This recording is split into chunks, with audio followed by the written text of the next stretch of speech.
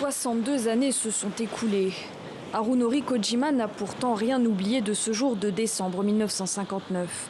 Ni le froid mordant, ni l'enthousiasme général lorsque sous ses yeux, sur cette plage, 1 millier de Sud-Coréens embarqués à bord de 2 navires soviétiques direction la Corée du Nord, la tête remplie de rêves et d'espoir. Je croyais vraiment que les Coréens qui avaient beaucoup souffert pourraient enfin trouver le bonheur.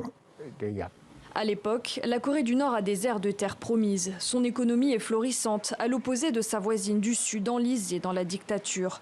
Pyongyang a besoin de main-d'œuvre. Elle met alors en place un vaste programme de rapatriement soutenu par le gouvernement japonais.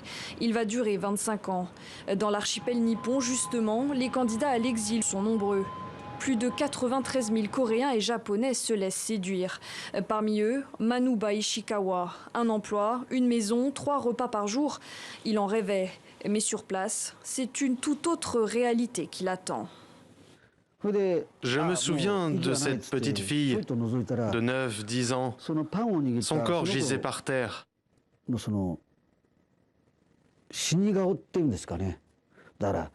Elle s'était effondrée sur le sol. Elle avait un bout de pain entre les mains. Mais son visage n'était pas crispé. Elle avait le sourire. La famine, Eiko Kawasaki pensait ne jamais y être confrontée. Elle n'a que 17 ans lorsque sa vie bascule. Aveuglée par la propagande du régime nord-coréen, elle non plus n'hésite pas une seconde à prendre le large. Elle est loin de se douter du piège qui va se refermer sur elle. Je veux dire à tous ceux qui ont mis en œuvre ce programme de retour, rendez-moi ma vie. Les 43 années passées en Corée du Nord depuis mes 17 ans, autrement dit la partie la plus importante de ma vie, je ne l'ai pas vécue comme un être humain.